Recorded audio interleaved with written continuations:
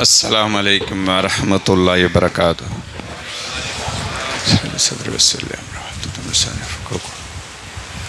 إن الحمد لله نحمده ونستعينه ونستغفره ونؤمن به ونتوكل عليه نعوذ بالله من شرور أنفسنا من سيئات أعمالنا من يهدي الله فلا مضل له ومن يضلل فلا هادي له ونشهد أن لا إله إلا الله وحده لا شريك له وأشهد أن محمدا عبده ورسوله أما بعد فقد قال الله سبحانه وتعالى في القرآن الكريم والفرقان المجيد أعوذ بالله من الشيطان الرجيم بسم الله الرحمن الرحيم يا أيها الناس اتقوا ربكم الذي خلقكم من نفس واحدة وخلق منها زوجها فبث منهما رجالا كثيرا ونساء واتقوا الله الذي تساءلون به والأرحام إن الله كان عليكم رقيبا يا أيها الذين آمنوا اتقوا الله حق تقاته ولا تموتن إلا وأنتم مسلمون أم حسبتم أن تدخلوا الجنة ولما يأتكم مثل الذين خلوا من قبلكم مستهم البأساء والضراء والزلزلوا حتى يقول الرسول والذين آمنوا معه متى نصر الله ألا إن نصر الله القريب أما بعد قال النبي صلى الله عليه وسلم أنه قال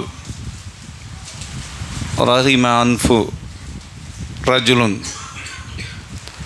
إذا دخل عليه رمضان ثم انسلخ قبل أن يكبر له بعد رسول صلى الله عليه وسلم قال من صام رمضانا إيمانا احتسابا غفر له ما قدم من ذنبه أو كما قال السلام. புகழும் புகழ்ச்சியும் ஏக வல்லோனாகிய அல்லாஹ்வுக்கே உரித்தாகும்.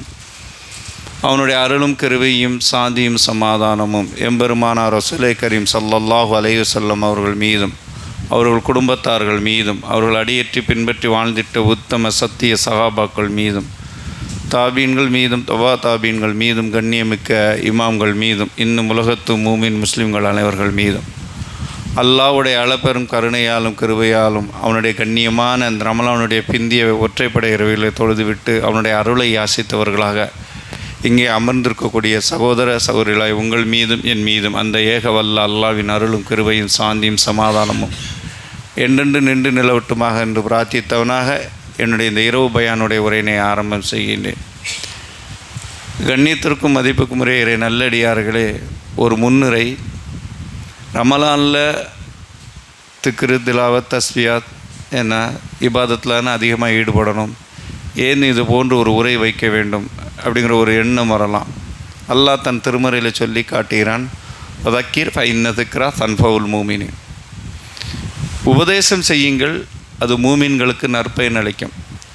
அப்போ இந்த உரை என்பது என்னன்னு சொன்னால் ஒரு பூஸ்ட், அமல்களை ஆர்வமூட்டி செய்வதற்காக உபதேசம், நசியத். இது கொஞ்சம் முன்னாடியே சொல்லியிருக்கக்கூடாது, எவ்வளோ அமல்கள் செஞ்சுருப்போம், ரமலான் நம்மளை விட்டு பிரிய போகுது, இந்த நேரத்தில் சொல்லியிருக்கீங்களா, எவ்வளோ அமல் செஞ்சுருப்போம், நிறைய பேர் சொல்கிறத பார்க்குறோம். அதுக்காகத்தான் ஒரு நசிகத். பேட்டரி டவுன் ஆகக்கூடிய நேரத்தில் ஒரு சார்ஜை போட்டால் தான் அடுத்தடுத்த கட்டத்தில் கால் பேச முடியும், என்னை வர சொல்ல பார்க்க முடியும். பேட்டரி டெத் ஆகிடுச்சுன்னா எதுவுமே முடியாது. ஈமானும் அதே பேர் தான்.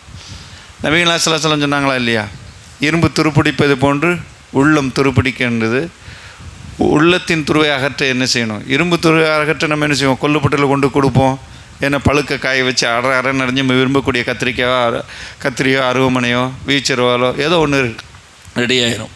உள்ளம் எப்படிங்க துரு பிடிக்கும், துன்யாவுடைய வகன், உலக ஆசை, மோகம், முஹப்பத். அப்போ அந்த துரு உள்ளே ஏறி என்ன செஞ்சிடும் அப்படின்னு சொன்னால் ஈமானை செதைச்சிரும், அமல்களை பாழாக்கிறோம், அல்லாவுடைய ரசூலை விட்டு நினைவு கூறுவதை விட்டு தூரமாக்கிறோம். அப்போ அந்த துருவை அகற்றணும் என்னன்னு சொன்னால் அழகிய முறையில், அதேமாதிரி கொல்லுப்பட்டியில் கொண்டு போய் கலட்டி கொடுக்க மாதிரி இருதயத்தை கலட்டி கொடுத்துட முடியுமா? முடியாது. நம்ம ஸல்லல்லாஹு அழகாக சொன்னாங்க, திக்ருல் மௌத் திலாவத்துல் குரா, மௌத்தை அதிக நினைவு கூறுங்க, குரானோடு தொடர்பு கொள்ளுங்க. அப்போ அந்த குரானை கொண்டு ஒரு நசிகத், மௌத்தை கொண்டு ஒரு நசிகத். அந்த அடிப்படையில் தான் இந்த இரவு பயானுடைய உரை. எனக்கு தரப்பட்டிருக்கக்கூடிய தலைப்பு சோதனைகள் இல்லாமல் சொர்க்கம் இல்லை. ரெண்டு விஷயம் இருக்குது. ஒன்று சோதனை, இன்னொன்று சொர்க்கம்னா என்ன, நாம் விளங்கினா தான் அந்த அமல் செய்வோம். சோதனைகள் உலகத்தில் பல்வேறு சோதனைகள் இருக்குது. ஒரு மனுஷன் தான் தயாரித்த காரை ஒரு சோதனை ஓட்டம் ஓட்டுவான். கிளச்சு கியர்லாம் நல்லா பிடிக்குதா, ஸ்டீரிங்லாம் கரெக்டாக இருக்கா அப்படின்னு பார்ப்பான். அப்படித்தானே தான் தயாரித்த ஆண்ட்ராய்டு மொபைலை சாஃப்ட்வேர் இன்ஸ்டால் பண்ணி பக் எது இருக்கா, எரர் எது இருக்கா, சாஃப்ட்வேர் க்ளீனாக வேலை செய்தா, ஃபங்க்ஷன் ஒழுங்காக ஒரு சோதனை ஓட்டம். அதே போன்று உலகியல் பொருள்களுக்கு எப்படி மனிதன் ஒரு சோதனை ஓட்டத்தை வைத்திருக்கின்றானோ, அல்லாவும் தன்னுடைய அடியார்களுக்கான சோதனை வைத்திருக்கின்றான். அதிலும் குறிப்பாக அல்லாவை ரசூலையும் ஈமான் கொண்ட அடியார்களுக்கு அல்லாஹ் ஒரு சோதனை ஓட்டு வைத்திருப்பதாக தன் திருமறையில் சொல்லி காட்டுகிறான். சூரா அன்கபூத் அல்லாஹ் சொல்லி காட்டுகிறான் 2வது வசனத்தில், ஹசிபன்னாசு ஐயுத்ரகோ ஐயக்கூலு ஆமன்னா வஹும் லா யுஃப்தனூன். அடியார்களே, நீங்கள் ஈமான் கொண்டு விட்டீங்க என்று சொல்கிறீங்க, அந்த ஈமானை நான் சோதித்தறியாமல் விட்டு விடுவேன் என்று நினைக்கின்றீர்களா? சோதனை உண்டு என்பதை அல்லாஹ் தன் திருமறையில் தன் அடியார்களுக்கு சொல்லி காட்டுகின்றான். ஆண்ட்ராய்டு மொபைலில் சாஃப்ட்வேர் சோதனை, ஹார்ட்வேர் மென்பொருள் சோதனை, நாம் பயன்படுத்தக்கூடிய காய்கறிகளை நல்லதா கெட்டதா, முருங்கைக்காய் முறுக்கி பார்க்கும், வெண்டைக்காய் உடச்சி பார்க்கும், தேங்காவை குலுக்கி பார்க்கும், மண்பானையை தட்டி பார்க்கும், பொருளை நாம் சோதிக்கிறோம். அல்லாஹ்வுடைய சோதனை எப்படி இருக்கும் என்பதை தன் அருள்மறையாம் திருமறை 2வது அத்தியாயம் 155வது வசனத்தில் இவ்வாறு சொல்லி காட்டுவான். வலநபுலு வன்னக்கும் ஃபி ஷைஇம் மினல் ஹௌஃப் வல் ஜூ வ நக்ஸிம் மினல் அம்வாலி வல் அன்ஃபுஸி வஸ்ஸமராத். உங்களை நாம் ஓரளவு ஃபுல்லாக அல்லாஹ் சோதிக்கன்னு சொல்ல, ஃபுல்லாக சோதிச்சு அல்லாஹ்வுடைய சோதனை நம்மளால் தாங்க முடியாது. ஓரளவு மினல் ஹௌஃப், பயத்தை கொண்டு சோதிப்பேன். பார்க்குறோமா இல்லையா? இஸ்ரேல், அமெரிக்கா, ஈரான் ஹெர்முஸ் பகுதியை சாத்திட்டான். கேஸு சிலிண்டர் தூக்கிட்டு வரிசையில் நிற்கும். அடுத்த கட்டம் என்ன? இன்னொரு லாக்டவுன் மாதிரி ஆயிருமோ உலகம்? என் தொழில் முடிஞ்சு போச்சோ? போர் முக்கிரமாக நடந்துச்சுன்னா, அணுகாயுத போர் வந்தால் என் வாழ்க்கை எப்படி ஆகுமோ, என்ன ஆகுமோன்னு தெரியலையே. இப்போவுமே ஹோட்டலை சாத்திட்டான், பல லட்சம் பேர் வேலை இழந்துட்டான், பங்குச்சந்தை மூடி போச்சு, தங்க வரசொலவு நடக்கலை, பங்கு மார்க்கெட்டு நடக்கலை, கச்சா எண்ணெய் வர்த்தகம் நடக்கலை, அவ்வளோதான், வாழ்க்கை முடிஞ்சு போச்சு. மினல் ஹோஃப், கொஞ்சம் பயத்தை கொண்டு சோதிப்பான். ஜூ, பசியை கொண்டு சோதிப்பான். அறுசுவை உணவு இருக்கும். டாக்டர் சொல்லுவார், இதை சாப்பிடாதீங்க, கறியை சாப்பிட்டிங்கன்னா உங்களுக்கு ப்ரெஷர் இருந்துச்சுன்னா ஹார்ட்டில் ப்ராப்ளம் வந்துடும். சரி சரி ஐயா. அறுசுவை உணவு இருந்தும் அந்த நோயை கொண்டு சோதனை, அந்த உணவை கொண்டு சோதனை. காசா மக்களுக்கு உணவில்லாத ஒரு சோதனை, பசியை கொண்டு அல்லாஹ் சோதிப்பாங்க. வனக்திமினல் அம்வால், பொருளாதாரத்தை கொண்டு சோதிப்பேன்னு அல்லாஹ் சொல்கிறான். நிறைய பொருளாதாரம் இருக்கும், ஆண்டு அணிவிக்க வாரிசே இருக்காது. பொருளாதாரமே இல்லாமல் இருக்கும், நிறைய குழந்தைகள் இருக்கும், மெயின்டெனன்ஸ் பண்ணுறதுக்கு பொருளாதாரம் இருக்காது. இப்படி எடுத்தும் கொடுத்தும் சோதிப்பான் பொருளாதாரத்தை கொண்டு. வல் அன்ஃபுஸ், உயிர்களை கொண்டு சோதிப்பேங்கிறான். 10 வருஷம் 12 வருஷம் புள்ள இல்லாமல் இருந்திருக்கும். திடீர்னு அல்லாஹ்வுடைய அருளால் ஒரு கேட்ட அந்த துவாவில் தகச்சத்த அழுத அழுகை. இப்ராஹிம் அலைஹிஸ்ஸலாத்துக்கு 85 வயசுக்கு அப்புறம் குழந்தை கொடுத்தானா இல்லையா? அப்படிப்பட்ட ஒரு பாக்கியத்தை கொடுத்து அந்த குழந்தை மடிதவிழுந்து சந்தோஷமாக டாடி மம்மி என்று அழைக்கக்கூடிய நேரத்தில் ஏதோ ஒரு காய்ச்சல், ஏதோ ஒரு பிரச்சனை வந்து அந்த குழந்தை வஃபாத்தாக மையத்தாக இருக்கும்போது அந்த தாயும் தந்தையுடைய உள்ளம் எப்படி கசியும்? வல் அன்ஃபுஸ், உயிர்களை கொண்டு அல்லாஹ் சோதிப்பான். சமராத், விளைச்சல் நிலங்களை கொண்டு சோதிப்பான். நாளைக்கு தான் அறுவடை, அத்தனை மாதம் கஷ்டப்பட்டு தண்ணி பாய்ச்சி, வரப்பு வெட்டி, நீர் பாய்ச்சி, களை எடுத்து, என்ன பாசனத்துக்கு விவசாயம் மருந்து தெளிச்சு எல்லாம் ரெடியாக அப்படி தள நிற்கும். நாளைக்கு அறுவடை, சந்தோஷமாக இருப்பான். ஒரு நைட் அடித்த கெஜா புயல், வர்தா புயல், தானே புயல், ஏதோ ஒன்று அதை அழிச்சு வச்சுருக்கோம். மறுநாள் கை சேதப்பட்டு நிற்பான். பொருளாதாரம், உயிர், விளைச்சல் நிலம், பசி, பயம், இது இப்படி பட்டியலிடுறான் நிறைய. இன்னொரு சில வசனங்களில் அல்லாஹ் இவ்வாறு சொல்லி காட்டுவான், பிள்ளைகளும் செல்வங்களும் சோதனையும் சொல்கிறான். அன்னமா அம்மாலுக்கும் அல்ல அவ்லாதுக்கும் ஃபித்னத்துன், உங்கள் குழந்தை செல்வங்களும் பொருளாதாரம் உங்களுக்கு சோதனைங்கிறான். இப்படி மூமின்களுடைய முஸ்லீம்களுடைய சோதனைகளை பட்டியலிட்டு அல்லாஹ் சொல்லி காட்டுகின்றான். அப்போ இந்த சோதனை எதற்காக என்பதை அல்லாஹ் அந்த அன்கபூத்தில் அடுத்த 3வது வசனத்தில் சொல்கிறான். உங்களில் உண்மையாளர் யார், பொய்யானவர் யார், அல்லாவை ஈமான் கொண்ட காலு ரப்புன்னு அல்லா தான் என் ரப்புன்னு நான் ஒத்துக்கிட்டேன்.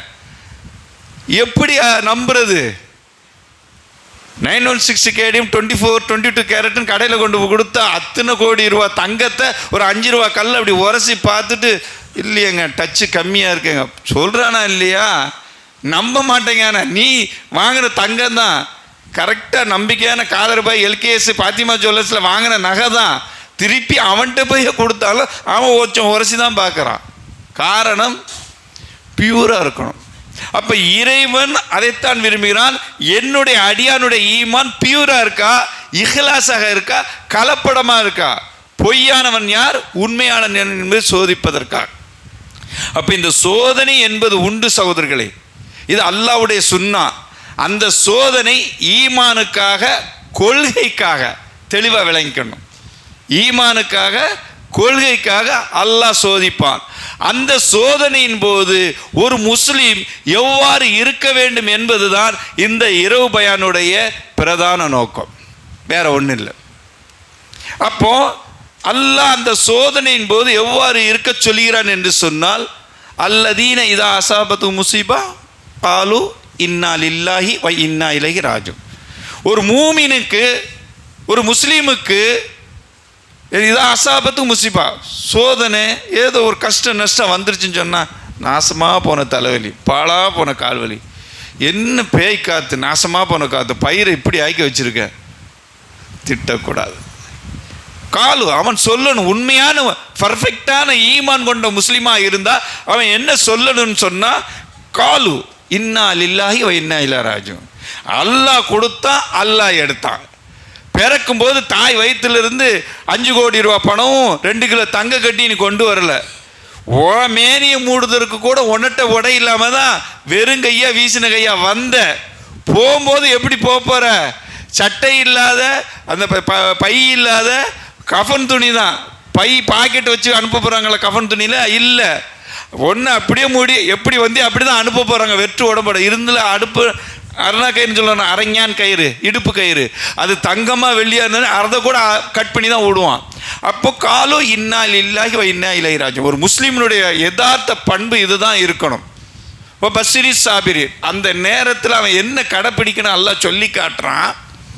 சோதனைகள் வரும்போது ஒரு முஸ்லீமிடத்தில் முதலில் அதை பொருந்தி கொள்ள வேண்டும். முஸ்லீம்கிட்ட இன்னைக்கு அது இல்லை, அது பின்னால் சொல்கிறேன் இன்ஷா அல்லாஹ். அடுத்து பொறுமையை மேற்கொள்ள வேண்டும். சோதனை, கஷ்டம், துன்பம், துயரம், பொண்டாட்டி பிரச்சனை, புள்ள பிரச்சனை, ஸ்கூல் பிரச்சனை, வாடகை பிரச்சனை, கொடுக்கல் வாங்கல் பிரச்சனை, நண்பன் பிரச்சனை, ஜமாத் பிரச்சனை, அரசியல்வாதி பிரச்சனை, ஆட்சியாளர் பிரச்சனை, நீதித்துறை பிரச்சனை, காவல்துறை பிரச்சனை, இட பிரச்சனை, என்னவாக இருக்கட்டும், நோய் பிரச்சனை எதுவாக இருக்கட்டும், மருத்துவ பிரச்சனை எதுவாக இருக்கட்டும், அந்த பிரச்சனைக்குண்டான தீர்வை நாம் எப்படி எடுக்க வேண்டும் என்று சொன்னால் அதை முதலில் பொருந்தி கொள்ள வேண்டும், பொறுமையை மேற்கொள்ள வேண்டும், சிறந்ததை அல்லாஹ்விடத்தில் கேட்க வேண்டும். சிறந்தது கிடைக்கவில்லையா, ஏதோ ஒரு ஹைரை நாடுகிறான் என்ற சிந்தனை நாம் இருக்க வேண்டும். இந்த பண்புகள் இல்லை என்று சொன்னால் அந்த சோதனைகள் வரக்கூடிய நேரத்தில் அங்கலாய்த்து அவநம்பிக்கையான வார்த்தை, அபசகுணமான வார்த்தை, கலாக்கதிரை நிந்திக்கக்கூடிய வார்த்தை, ரப்பை திட்டக்கூடிய வார்த்தை, காலத்தை திட்டக்கூடிய வார்த்தை, இறைத்தூதருடைய அந்த நடைமுறையை புறக்கணித்து, தொழுகை விட்டு, நோன்பை விட்டு, பள்ளியோடு தொடர்பை விட்டு புறக்கணித்து செல்வான் என்று சொன்னால் அவன் கை சேதப்பட்டவனாகிவிட்டான், அவன் கை சேதக்காரனாகிவிட்டான், அவன் ஈமானில் பழுது. ஆண்ட்ராய்டு மொபைலில் ஒரு சாஃப்ட்வேரு கால் பண்ணால் அது மெசேஜ் பட்டனுக்கு போகுதுன்னா தயாரித்தது சரியில்லை, பண்ணினது கால், ஃபங்க்ஷன் நடக்குது மெசேஜுக்கு போகுது, கால் பண்ணால் கால் தானே போகணும். அப்போ என்னுடைய அடியானை படைத்தேன் என்று சொன்னால், நான் அவனை சோதிக்கிறேன் என்று சொன்னால் அவன் எனக்கு கட்டுப்பட வேண்டும். ஹசிபன் கூலு ஆமன்னா வஹும் லா யுஃப்தனூன். நீங்கள் ஈமான் கொண்டிருக்கிறீர்கள், என்னை அல்லாஹ் தான் என்று நம்புகிறீர்கள், அந்த நம்பிக்கை சரிதானா என்று நான் சோதிக்கும் போது என் சோதனை விட்டு வெளியே சொன்னால் நம்முடைய ஈமானில் பழுதிருக்கிறது. அப்போ அந்த சோதனையான காலகட்டங்களில் சஹாபாக்கள், நபிமார்கள் எந்த அளவுக்கு பொருந்து கொண்டார்கள், பொறுமையை மேற்கொண்டார்கள், சிறந்ததை கேட்டார்கள், சிறந்ததை தரவில்லை என்று சொன்னால் அல்லாஹ்வை பொருந்தி கொண்டு ஏதோ ஒரு ஹைர நாடிற்கான இருந்தார்களோ அந்த பண்பும் அந்த கொள்கை உறுதியும் நம்மிடத்தில் இருக்க வேண்டும் சகோதரர்கள். முதல் விஷயம், ஹப்பா பின் அரத் ரலியல்லாஹு அன்ஹு மக்கா மார்க்கெட்டில், நக்கலாங்கிற மார்க்கெட்டில் அடிமையாக விற்கப்படுகிறார்கள். மக்காவில் ஒரு எஜமானி அவளை விலைக்கு வாங்குகிறாள். அவளுடைய தொழில் கொல்லுப்பற்றையை, இரும்பு செம்பு ஏதோ உருக்கி ஆயுதம் தயாரிப்பது. அந்த காலத்தில் மக்கத்து குறைசி காவிர்களுக்கு என்ன தேவைப்படும்? ஐயாமல் ஜாகிலியா, இவன் வீட்டு ஒட்டகம் அவன் வீட்டில் தண்ணி குடிச்சு காலங்காலமாக சண்டை போட்டான். சண்டை போடுறதுக்கு தேவை ஆயுதம். அதை தயாரிப்பதில் கைது இருந்தவராக ஹப்பா பின் அரத் ரலியல்லாஹு அன்ஹு மாறுறாங்க. மக்கால அப்படி ஃபேமஸ் ஆகுறாங்க. அந்த நேரத்தில் முஹம்மது நபி ஸல்லல்லாஹு அலைஹி வஸல்லம் அவர்கள் கொண்டு வந்த அந்த மார்க்கத்தை ஏற்றுறாங்க. ஏற்றதை மறைச்சி வச்சுருக்காங்க. அந்த காலத்தில் குறைசி தலைவர்கள், குறைசியில் உயர்ந்த குலம் என்று சொல்லக்கூடிய, நம்ம பாசையில் ஐயங்கார் ஐயர் சொல்கிறோம்னா உயர்ந்த ஜாதி தமிழ்நாட்டில், அதே மாதிரி மக்காவில் உயர்ந்த ஜாதி குறைஷ். அவர்கள் இந்த இஸ்லாத்தை ஏற்றாலும் கூட அடி உதை தான். அபூபக்கரில் குறைசி தலைவர்கள் ஒரு சிறந்தவர், அவருக்கு கூட அடின்னா, அடிமைகள் எப்படி மாட்டை விட, மிருகத்தை விட, கின்சீரை விட, நாயை விட கேவலமாக மதிக்கக்கூடிய ஒரு அடிமை இஸ்லாத்தை ஏற்றுக்கிட்டான்னா என்ன நடக்கும்? அதனால் அதை அவர் மறைச்சி வைக்கிறார். மறைச்சி வச்ச நேரத்தில் எப்படி செய்தி கசிஞ்சு அவன் எஜமானிக்கு போகுது. போகிற நேரத்தில் கொல்லுப்பட்டையில் உட்கார்ந்துருக்கிறாரு ஹப்பா பின் அரத் ரலியல்லாஹு அன்ஹு. அவங்க அந்த உட்கார்ந்துருக்க நேரத்தில் அந்த எஜமானி அவருடைய தம்பி அந்த இடத்துக்கு வர்றாங்க.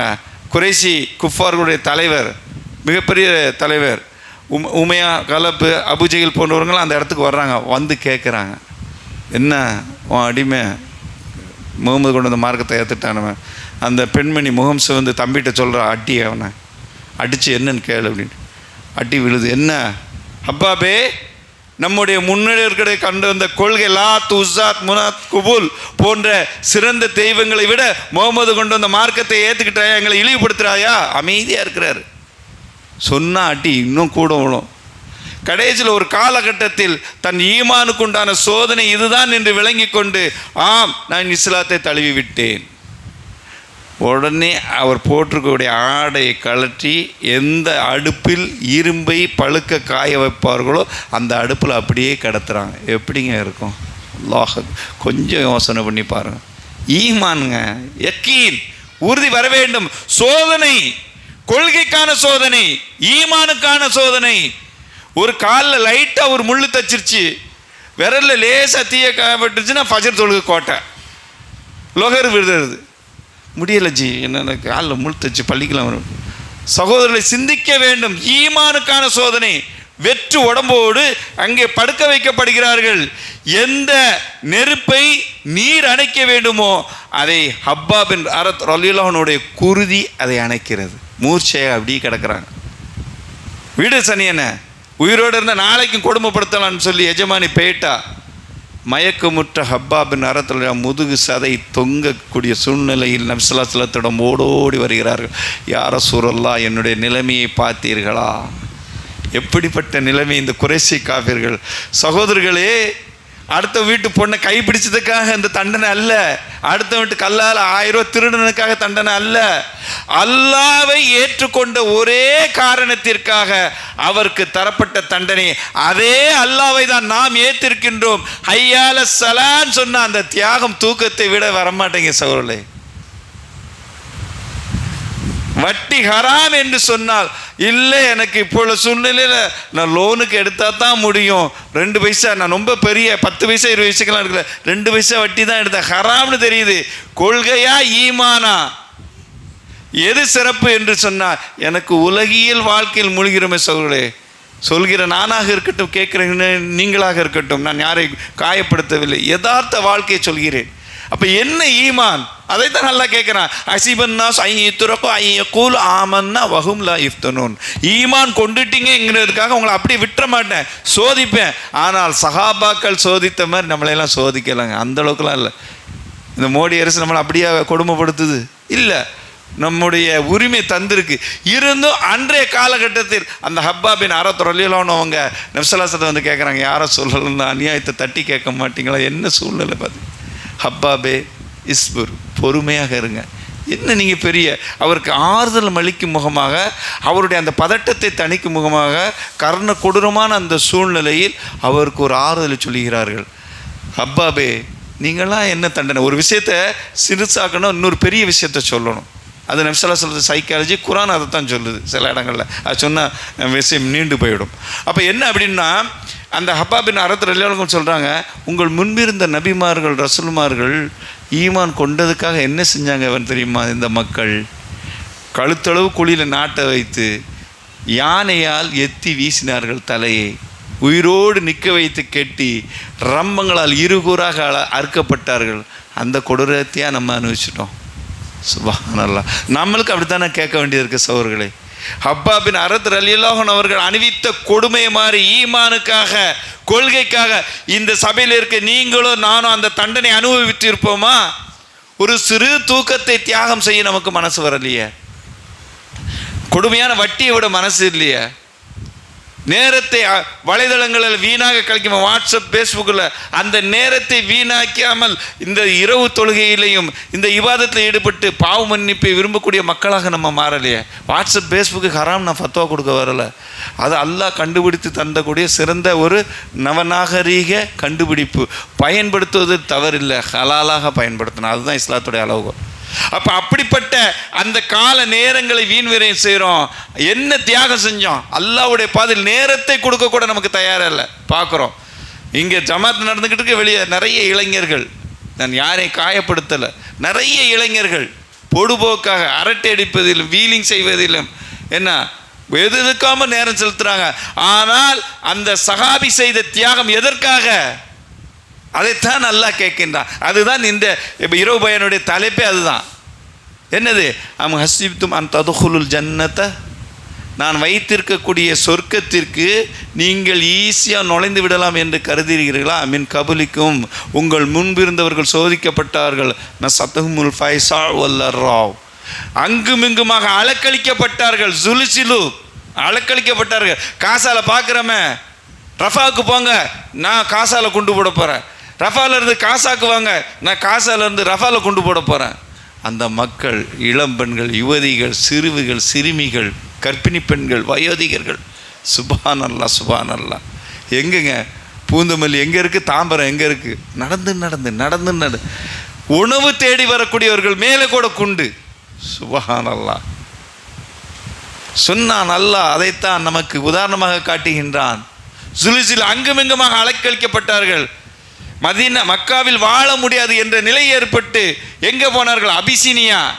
எப்படி ரஃபா கடவைக்கும் காசாவுக்கும் என்ன பைத்துல்ஹானுக்கும் அலக்களிக்கப்பட்டார்களோ காசா மக்கள், வீடு வாசலை இழந்து, உணவை இழந்து, உறக்களத்தை இழந்து, அடுத்த நேரம் சாப்பிடுவோமா, அடுத்த நேரம் சாப்பிடுவதற்கு உயிரோடு இருப்போமா என்கிற அளவுக்கு. சுப்ஹானல்லாஹ். எந்த அளவுக்கு கொடுமை என்று சொல்லப்படுகிறது என்று சொன்னார், பெண்களுக்கு மாதவிடாய் ஏற்படும் போது மாற்றுடை இல்லாமல் தவித்த அந்த மக்கள் சகோதரர். அப்படிப்பட்ட நேரத்திலும் அந்த காசா மக்கள் நமக்கு ஒரு உதாரணம்.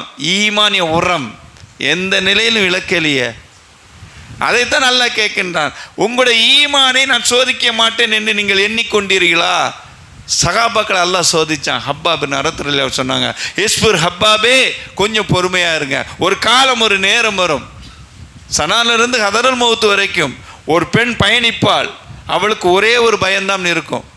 களவாணி பயம், திருட்டு பயம், மானவங்க செய்துருவான பயம், மிருகங்களுடைய பயம்லாம் இருக்காது. எப்படிப்பட்ட பயம் தெரியுமா? அல்லாஹ் ஒருதனுக்கு மட்டும் அஞ்சி அந்த பயணத்தை அவள் நீண்ட தூரம். எவ்வளோ தூரம்? நீண்ட தூரம். ஏன்னா நம்ம பாசையில் சொன்னோன்னா சென்னையிலேருந்து கன்னியாகுமரி தூரம், அவ்வளோ தூரத்துக்கு போகக்கூடிய பயணத்தில் ஒரு பெண் தனியாக பயணம். அப்படி என்ன நன்மாராயம் சொல்கிறாங்கன்னு சொன்னால், முன்னறிவிப்பு செய்கிறாங்கன்னு சொன்னால், அப்போ இஸ்லாமிய உலகம் அப்படி கட்டி அமைக்கப்படும். அதற்குண்டான தியாகம் நம்ம செஞ்சு தான் ஆகணுங்கிறத அந்த சஹாபிக்கு புடம்போட்ட தங்கமாக மாற்றினார்கள் சகோதரர்களை. அந்த ஹப்பாப் பின் அரத் ரலியல்லாஹு அன்ஹு பின்னால் ஒரு காலத்தில், ஒரு நேரத்தில் உமர் ஃபாரூக் ரலியல்லாஹு அன்ஹுடைய ஆட்சியில் இருக்கும்போது அந்த சஹாபி தன்னுடைய நண்பர்களோடு பேசி கொண்டிருக்காங்க. நம்ம பேசுனா அடுத்தவனை புறம் பேசுவோம், அடுத்தவனுடைய வாழ்வாரத்தை பேசுவோம். ஆனால் சஹாபாக்கள் அப்படி அல்ல. தங்களுக்கு எப்படி இந்த ஹிதாயத்து கிடைச்சிது, அல்லாஹ் நம்ம மீது எவ்வளோ பெரிய அருள் செஞ்சான், முந்தைய வாழ்க்கையில் எப்படியெல்லாம் இருந்தோம் என்பதை அளவலாவி அந்த சிறுக்கிலிருந்து தௌஹீதுக்கு எப்படி வந்தோங்கிற அந்த கவலையான உணர்வுகளோடு பேசுவாங்க. பேசிவிட்டு பிரியும் போது வல்லஸ்ர் இன்னல் இன்சான லஃபீ குஸ்ர், அந்த காலத்தின் மீது சத்தியமாக அந்த அத்தியாயத்தை ஓதி தான் பிரிவார்கள், வரலாறு சொல்லப்படுகிறது. அப்படிப்பட்ட நேரத்தில் அமீருல் மூமினாக இருக்கக்கூடிய ஹஸரத் உமர் ஃபாரூக் ரலியல்லாஹு அன்ஹு அவங்க அந்த சபைக்கு வர்றாங்க. ஹப்பாப் ஏதோ பேசிக்கிட்டு இருக்காரு, ஏதோ செய்தியை சொல்லிக்கிட்டு இருக்கான்னு சொன்ன உடனே உடனே அந்த பேச்சை இடைமறித்து, இதெல்லாம் என்ன பெரிய விஷயம், நான் உங்களுக்கு ஒரு அதிசயத்தை காட்டட்டுமா அப்படின்னாங்க. உடனே ஏதோ ஒரு விஷயத்தை சொல்ல போகிறாங்கன்னு நினச்ச உடனே ஹப்பா பின் அரத் ரலியல்லாஹு அன்ஹு அவங்க கூப்பிட்றாங்க. அவங்க ஆட்சியில் இருந்தாங்க. தோழரே, எனக்காக உங்கள் மேலாடையை உயர்த்துங்கள், நீங்கள் பட்ட கஷ்டத்தை இந்த மக்களுக்கு சொல்லணும். இல்லை, நான் வேறு விஷயம் பேசிக்கிட்டு இருந்தேன், நீங்கள் இதை போய் சொல்கிறீங்களேன்னு. அப்போ ஒரு ஹலீஃபா அவங்க அந்த பாசத்தோடு நேசத்தோடு சொல்லும்போது அதை தடுக்க இயலாமல் மேல் துணியை தூக்கி காட்டுறாங்க. வெறும் எலும்பு மட்டும் தெரியுது. அன்றைக்கு பட்ட அந்த காயம். என்ன தியாகம் செய்து விட்டோம் சகோதரர்களே. கையை இழந்து காலை இழந்து உடலை இருகுறாக பிளக்கப்பட்டது கூட, மறுமறுப்பில் ஈட்டி எய்த போது கூட ஈமானை இழக்கலையா? ஒரு சின்ன சின்ன அற்ப விஷயத்துக்கு நம்ம ஈமானை இழந்து நிற்கிறவன். உமர் ஃபாரூக் ரலியல்லாஹு அன்ஹு அந்த சட்டையை உயர்த்தின உடனே அப்படியே அதிர்ந்து பின்னாடி 2 அடி பின்வாங்கினதாக வரலாறு சொல்லப்படுகிறது சகோதரர்களே. அவ்வளோ தியாகம். யாசிர் ரலியல்லாஹு அன்ஹு அவங்க ஒட்டகத்தில் இருமருங்கில் கட்டப்பட்டிருக்கிறார்கள், வரலாறு சொல்லப்படுகிறது. குறைஷி குஃபார்கள் கேட்கிறார்கள், இந்த முகமது கொண்டு வந்த மார்க்கத்தை விட்டுவிடும், இல்லை என்று சொன்னால் ஒட்டகத்தை இருபக்கம் விரட்டிவிடும், சல்லடையாக கிழிக்கப்படும். அல்லாஹ் அக்பர். யோசனை பண்ணி பாருங்கள். கற்பனை கண்முன்னாடி கொண்டு வந்து பாருங்கள். குஜராத்தில் ஒரு கர்ப்பிணி பெண்ணை வயிற்றில் குத்தி அந்த சிசு எடுத்து நெருப்பு டயரில் போட்டாங்கிற அந்த உயிரோடு இருந்த வயிற்றை கிழிக்கும்போது அந்த கர்ப்பிணி பெண்ணினுடைய அந்த சிசுவை டயரில் போட்டாங்கிற அந்த குஜராத் 2002 இனப்படுகொலை கட்டுரை புஸ்தகத்தில் தெளிவாக போட்டிருக்கிறானே. அதை படிக்கும்போது உடம்பெல்லாம் அப்படி ஆடுத. அதே விஷயம் சகோதரர்களே, யாசிர் ரலியல்லாஹு ஒட்டகத்தை கட்டப்பட்டிருக்கிறான். எதுக்கு? எந்த பொண்ணை கையை பிடிச்சி இழுத்துட்டாங்களா? யாரையும் திட்டாங்களா? யாரையும் கொலை பண்ணிட்டாங்களா? காலு ரப்புன் அல்லாஹ் ஒருத்தந்தான் என்று சொன்ன ஒரே காரணத்திற்காக குறைசி குஃபார்கள் கேட்கிறார்கள், யாசிரே இதோ ஒட்டகம், நீ நம்முடைய முன்னோர்களுடைய வணங்கக்கூடிய கடவுள் லாத் உஸ்ஸாத் மனாத் குபுல், இதுதான் சிறந்த கடவுள், முகமது கொண்டு வந்த மார்க்கம் சரியில்லைன்னு சொல்லிட்டு விட்டு உன்னை விட்டுறோம். சொன்னார்கள் யாசிர், என் உடல் சல்லடையாக கிழிக்கப்பட்டாலும் அகது என்ற வார்த்தையை தவிர அடுத்த வார்த்தையை சொல்ல மாட்டேன்னு சொன்னார்கள். ஒட்டகத்துக்கு தெரியுமா கட்டி வச்சிருக்கிறது அல்லாவுடைய அடியார் நல்லடியார்னு, பற்றி விடுறாங்க, சல்லடையாக கிழிக்கப்படுகிறது. எப்படி இருக்கும் அந்த வேதனை? நாமெல்லாம் என்னங்க தியாகம் செஞ்சிட்டோம்? அந்த சகாபாக்கள் செஞ்ச மாதிரியா தியாகம் செஞ்சிட்டோம்? அதான் அல்லாஹ் கேட்குறான், அம் ஹஸிப்தும் அன் ததுகுலுல் ஜன்னா வலம்மா ஏத்திக்கும் மஸலுல்லதீன ஹலவ் மின் கப்லிக்கும், உங்கள் முன்பு இருந்தவர்கள் சோதிக்கப்பட்டது மாதிரி நீங்கள் சோதிக்கப்படாமல் ஈஸியாக சொர்க்கம் பேர்லாம் நினச்சிக்கிட்டு இருக்கீங்களா? அல்லாஹ் கேட்குறான் சகோதரர். சோதனை இல்லாமல் சொர்க்கம் இல்லை. இப்படி நிறைய சோதனைகளை சொல்லிக்கொண்டே போகலாம். அந்த சோதனையான காலகட்டங்களில் நம்மிடத்தில் நம்முடைய ஈமான் எப்படி இருக்க வேண்டும் என்பதற்கு சில சகாபிகளோடும் சில சகாபிய பெண்மணிகளுடைய வரலாறு. ஒரு சோதனை வருது சொன்னால் முதலில் அதை பொருந்தி கொள்ளணும்னு சொன்னோமா இல்லையா? உம்மு சலமா ரலியல்லாஹு அன்ஹா அவங்க தன்னுடைய அருமை கணவர் இறந்து கிடக்கின்றார். அவர்கள் ஒரு ஆதங்கம், எனக்கு இது போன்ற ஒரு சிறந்த கணவர் கிடைக்க மாட்டாரே என்று பிதற்றி கொண்டு அழுது கொண்டு இருக்கக்கூடிய நேரத்தில் அண்ணலும் பெருமானா ஸல்லல்லாஹு அலைஹி வஸல்லம் அந்த இடத்துக்கு வர்றாங்க. வந்த இடத்துல உம்மு சலமாவே எஸ்பூர் பொறுமையை மேற்கொள்ளுங்க. என்ன நடந்துருச்சு? கணவனை இழந்துட்டீங்க, அவ்வளோதானே. நான் ஒரு துவாவை சொல்லித்தரேன், சொல்லிட்டு வாங்க, அல்லாஹ் சிறந்ததை தருவான். எனக்கு இதை விட சிறந்த கணவர் கிடைக்க மாட்டார், யாரை சொல்லலாம்? சொல்லுங்கள் இந்த துவா. அல்லாஹ் மாஜூர்னி ஃபி முசீபத்தி வஹ்லிப்லி ஹைர மின்ஹா. யாரெல்லாம் எனக்கு இந்த முசீபத்தை தந்துட்ட, நான் பொருந்தி கொள்கிறேன், பொறுமையை மேற்கொள்கிறேன். வஹ்லிப்னி ஹைர மின்ஹா, எனக்கு இதை விட சிறந்த ஒரு விஷயத்தை தான் கேட்டுக்கிட்டே வந்தாங்க துவா. அதாங்க அல்லாஹ் சொல்கிறானா இல்லையாங்க, அல்லதீன இதா அசாபத்துக்கு முசீபா காலு இன்னா லில்லாஹி வ இன்னா இலைஹி ராஜிஊன். பொருந்தி கொள்ள வேண்டும். அல்லாஹ் தான் கொடுத்தான் கணவன், சிறந்த கணவன், இதை விட சிறந்ததை தருவானா இல்லையா? தருவாங்கிற அந்த துவா பொருந்தி அற்புதமான அந்த துவாவை ஓதிக்கொண்டே வராங்க, கேட்டுக்கொண்டே வர்றாங்க. பின்னால் யாருங்க கணவராக கிடைச்சாங்க?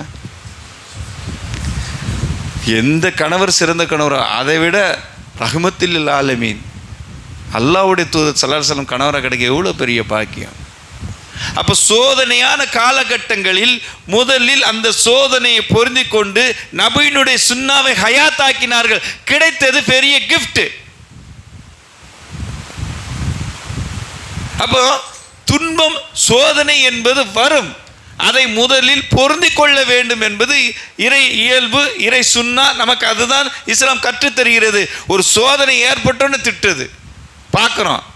புள்ள இறந்துச்சுன்னா, கணவன் இருந்துச்சான், யாரெல்லாம் உனக்கு கண்ணு இல்லையா, ஈவு இறக்க இல்லையா, என் புள்ள தான் கிடச்சானா, என் புருஷன் தான் கிடச்சா. ஊரில் எத்தனையோ புள்ள இருக்க. மௌத்தை திட்டுறது, மரணத்தை திட்டுறது, விதியை திட்டுறது, கலாக்கதை திட்டுறது, சோதனையை திட்டுறது, அங்கலாய்ப்பது தவறு சகோதரர்களே. அதே அளவுகோல் உள்ள ஒரு பெண்மணி கணவன் இறந்த கபரில் நின்று அழுகுறாங்க. நபி ஸல்லல்லாஹு அலைஹி வஸல்லம் அந்த வழியாக கடந்து செல்கிறாங்க. அந்த பெண்மணியிடம் சொல்லப்படுகிறது, நபி ஸல்லல்லாஹு அலைஹி வஸல்லம் சொல்கிறாங்க, சபுர் பொறுமையை மேற்கொள்ளுங்கன்னு. அந்த பெண்மணி சொன்னது நபி தான் தெரியாமல் என்ன சொல்லுவாங்க, உங்களுக்கு வந்தால் தான் வேதனை தெரியும்னு சொல்லி நம்ம சொல்லுவோம்மா. மையத்தூட்டில் போய் ஏமா பொறுமையாருமா, ஏமா இந்த மாதிரிலாம் வார்த்தை பேச, தஸ்வீ செய்யுமா, அந்த மையத்தாளி கபராளிக்காண்டி பாவ மன்னிப்பு தேடுமா, உனக்கும் பாவ மன்னிப்பு தேடுமா, துவா செய்யுமான்னு சொல்லும்போது, போங்கப்பா உங்களுக்கு வந்தால் தான் தெரியும், நான் பிள்ளைக்கு நாளைக்கு கல்யாணம் வச்சுருக்கேன், நாளைக்கு என் பையன் டாக்டர் பட்டம் வாங்க போகிறான், இதெல்லாம் யார் செய்கிறது, என்னை விட்டுட்டு போயிட்டார, அல்லாஹ்க்கு கண் இல்லையா அப்படிங்கிற மாதிரி சொல்கிறோமா இல்லையா. இதே மாதிரி அந்த பெண்மணி என்ன சொல்கிறாங்க, உங்களுக்கு வந்தால் தான் தெரியும். பின்னால் வந்த சஹாபாக்கள் சொன்னாங்க, பெண்மணியே என்ன வார்த்தை சொல்லிட்டீங்க, சொன்னது அல்லாஹ்வுடைய தூதர் அப்படின்னு. உடனே நபி ஸல்லல்லாஹு அலைஹி வஸல்லம் வீட்டுக்கு ஓடோடி போகிறாங்க, அனுமதி கேட்காங்க, அனுமதி தரப்படுது. யாரை சொல்லலாம், சொன்னது நீங்களும் தெரியாமல் அந்த வார்த்தையை உதித்து விட்டேன், என்னை மன்னித்து விடுங்கள். அவங்க சொன்ன முதல் வார்த்தை தான். அதுக்கு கோபம்லாம் படலை, வருத்தம்லாம் படலை. நான் ஒரு அல்லாஹ்வுடைய தூதர், என்னை பார்த்து நீ அப்படி சொல்லுவியா, நான் உனக்கு உபதேசம் தானே செஞ்சேன், அப்படிலாம் கோவப்படலை. சொன்ன முதல் வார்த்தை சபர் இந்த சதமத்தில் ஊலா. ஒரு சோதனை வரும்போது, ஒரு கஷ்டம் நெருக்கடி வரும்போது சதமத்தில் ஊலா, அந்த முதல்ல வரக்கூடியது என்னென்னா பொருந்தி கொள்வது, பொறுமையை மேற்கொள்வது. எல்லாத்தையும் திட்டிட்டு, அல்லாவை திட்டிட்டு, கலாக்கதரை திட்டிட்டு, மரணத்தை திட்டிட்டு, மௌத்தை திட்டிட்டு, உனக்கு கண்ணில்லையா ஐயோ இறக்கலையான்னு திட்டிட்டு, கடைசியில் யாராவது கடைசி நேரத்தில் மையத்தை தூக்கிட்டு போன ஒரு ஆறுதல் சொல்லும்போது என்ன பொறுமையை மேற்கொள். ஆமாம் என்ன செய்யுது, அல்லா நான் ஆடிட்டேன், ரிஸ்க் முடிஞ்சிச்சு, எல்லாத்தையும் முடிச்சுட்டு திட்டுறதா, எல்லாத்தையும் முடிச்சுட்டு பொருந்தி கொள்றதா, அது அல்ல. சபர் இந்த சதமத்தில் உள்ள முதல்ல அந்த பொருந்தி கொள்ளக்கூடிய பொறுமையை மேற்கொள்ளணும் சார்.